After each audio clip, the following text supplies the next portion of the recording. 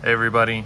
For those who aren't living under a rock and are even somewhat in tune with the current trends of the firearms industry, you've probably seen a huge surge in popularity that the 2011 platform has experienced over the last few years.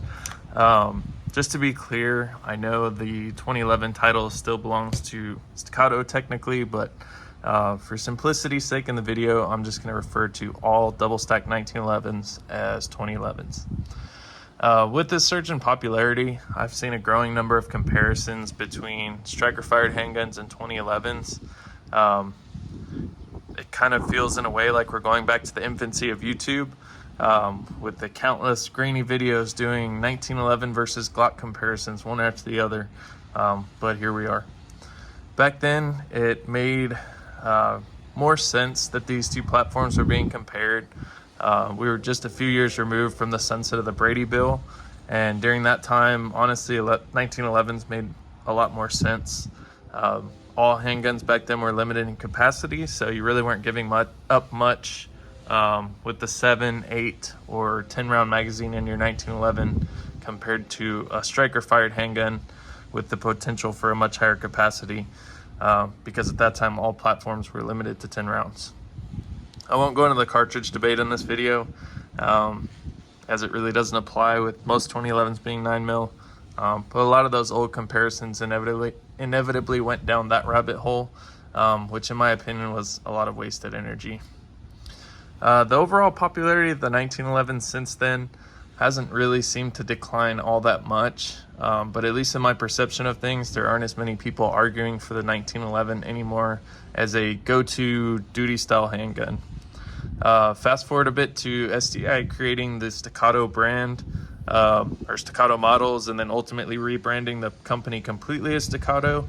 And the 1911 style platform was kind of thrust into the forefront again as a viable option for a duty handgun. As Staccato loves to throw out in their marketing material, a bunch of agencies are now either issuing 2011s or are approving their officers to carry personally owned 2011s. In addition to the LE influence, a lot of people are carrying 2011s in general, creating content with them and competing with them. Not that they're new to the competition scene, but it is popular. In short, they're becoming way more mainstream than they were, and the age-old debate is becoming somewhat relevant once again. For the sake of the comparison between 2011s and striker-fire handguns, I'm going to break things down into several broad categories: reliability, shootability, livability, expense, and cool factor.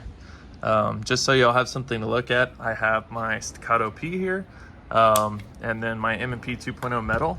But just to be clear, this isn't a comparison of these two pistols specifically, but rather a broad comparison between these two styles of handgun, regardless of the maker model.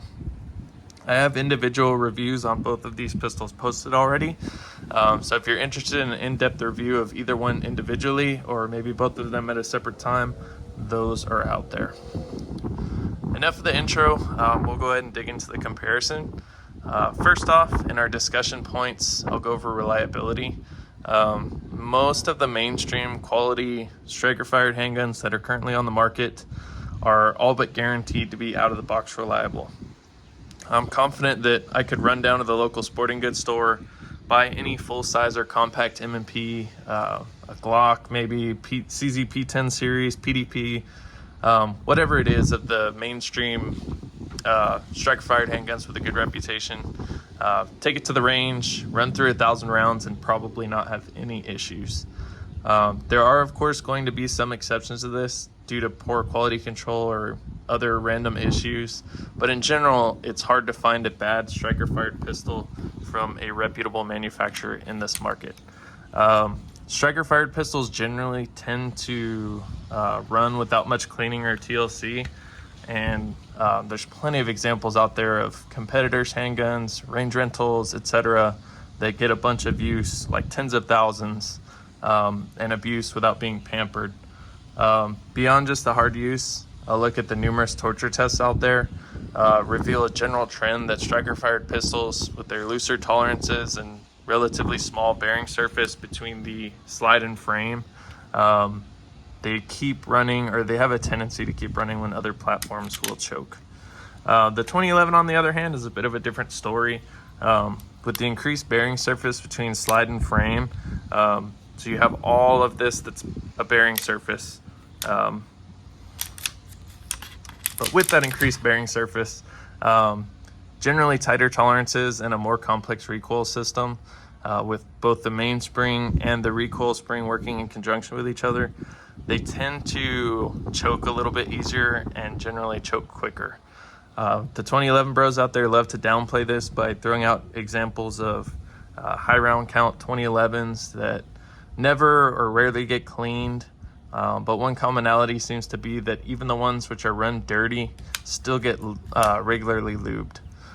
In my personal experience with 2011s, I've noticed that after 200 to 250 rounds without cleaning, the slide starts to slow down a bit and feel sluggish until it's given some more lube. I'm not sure if that would reach a certain point of sluggishness and kind of plateau and continue operating at that level for another 1,000 rounds or so, but it's definitely not confidence inspiring to me. And I suspect that some reliability issues would probably present themselves if you ran it like that for a long time. To the prospective buyer, trying to decide between the two of these platforms, just be aware that the 2011 will need to be cleaned, or at least very lubed, at the very least lubed more often. In the grand scheme, it's not that much of an inconvenience to throw some lube in a few key areas and keep rocking. And some people do that anyway, so if that's your thing, then you probably won't notice any difference. But you almost certainly aren't going to use one for a year and 10,000 rounds or so without doing any maintenance like you can with a lot of striker platforms. Moving on from there, we'll talk about shootability. I don't think anyone out there is going to argue that a decent 2011 trigger is a bad thing to have. In my opinion, the trigger on the 2011 is the shining star of the platform, with its short take up, crisp break, and straight pull to the rear.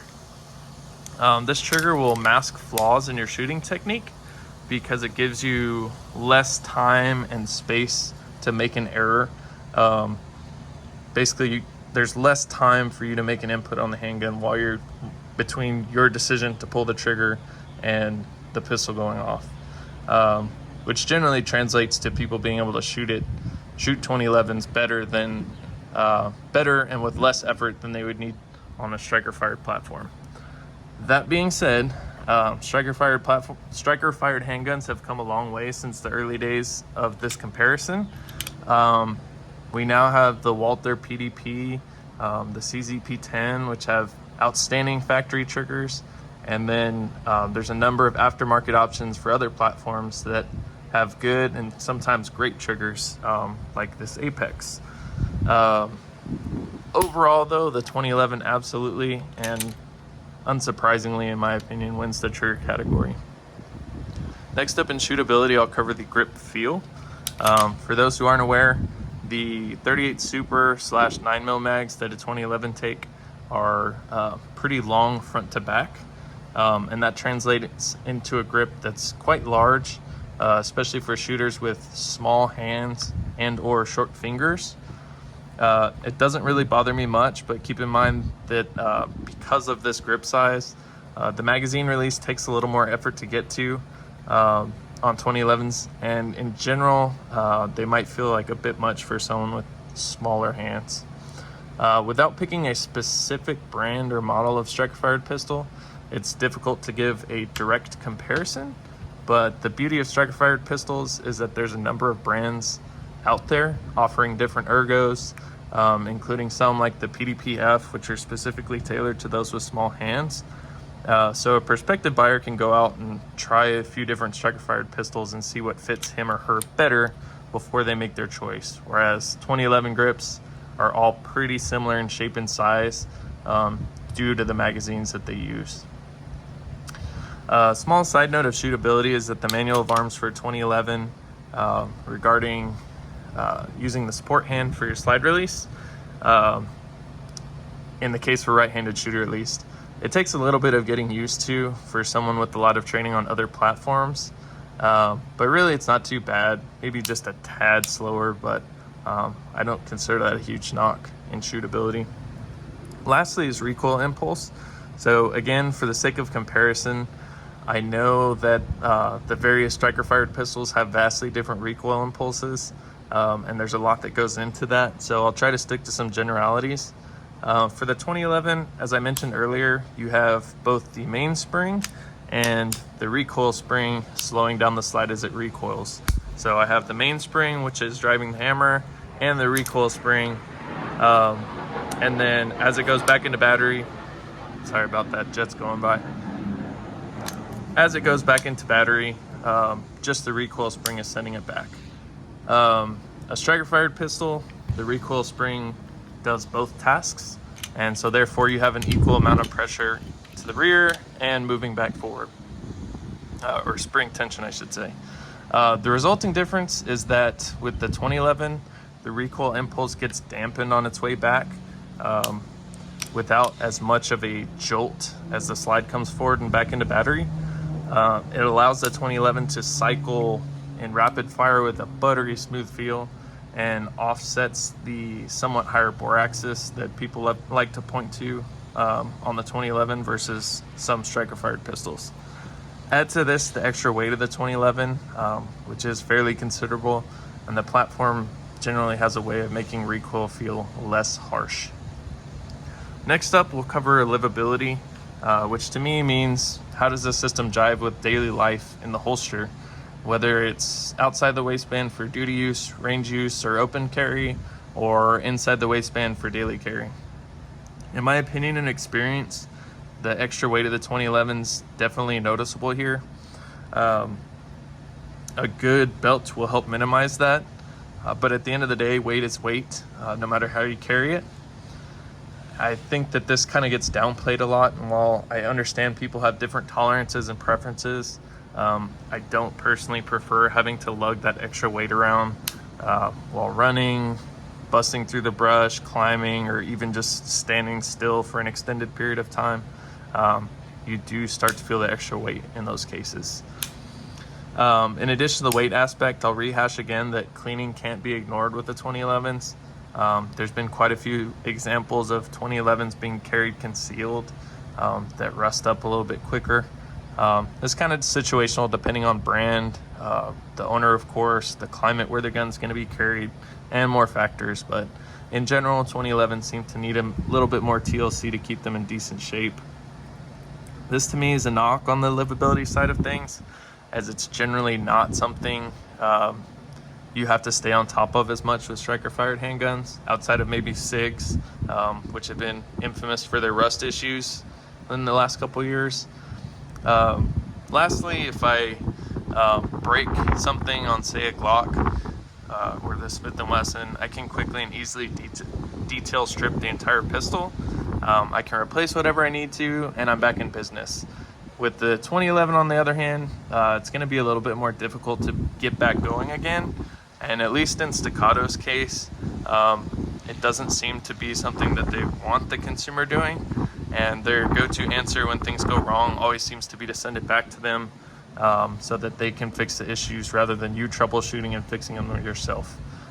To me, and again, this is just an opinion, but that's kind of inconvenient, and therefore I consider that a knock for the 2011 in terms of livability. Next up on the comparison list is expense, which is probably the biggest disparity between these two platforms. I could point to a high-end SIG 320 and show how it's significantly more expensive than the new Turkish 2011s, but in general, a moderate to high quality 2011 is going to be way more expensive than a striker fired handgun. The manufacturing on a 2011 is a bit more complex, quite a bit more complex really, and often requires hand fitting of parts and or intricately machined parts, both of which require time and money to make. So I understand the reason for the expense. I just don't think it can be overlooked. A prospective buyer could purchase a quality striker fired pistol, an optic, a weapon mounted light, a couple thousand rounds, and even a training class on top of all that for the price of a single Staccato pistol by itself, with no dot, no light, anything. which Staccato is regarded by many in the 2011 space to be the bottom floor for entry into a reliable 2011. So ultimately, it comes down to the shooter's preference. But if a family member or close friend was deciding between these two, I would definitely present that argument to them. Last up, we have the cool factor. The 2011 wins this one pretty handily, in my opinion. It's a descendant of the 1911, which, lest we forget, is the winner of 2 world wars. And with that, it has beautiful lines and a long storied history going back over 100 years. I think there will always be a place in Americans' hearts for these pistols, and they're undeniably cool. For some, the expense is probably also part of the cool factor. It allows them to head to the range and flex on the poors who are stuck with their mass-produced and soulless plastic pistols. I think there's still some cool factor to striker-fired pistols, though, and they've come a long way from the 2x4 reputation that Glock got the ball rolling with.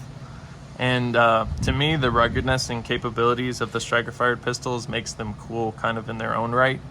For those who are car fans, and to kind of put it into a car perspective, the striker-fired pistol is kind of like an old Toyota pickup. So it's mass-produced, it's cheap, it's boringly reliable, but still surprisingly capable within its intended role. The 2011, on the other hand, is kind of like a classic sports car that got spruced up a bit for the modern age. The sports car is going to be really pretty to look at, and it really hits you in the feels when you drive it, but it's not something that begs to be daily driven and abused, and kind of needs to be taken care of a little more carefully. This pretty much sums up the comparison, guys. If you have the means, definitely go out and buy both platforms and go have some fun with them. What I'm saying here hopefully won't be seen as too controversial. It's my opinion based purely on my experience and my research of other people's experiences. So I won't be offended at all if you feel differently about this subject and want to let me know. As always, feel free to drop any comments or questions down below, and have a great day.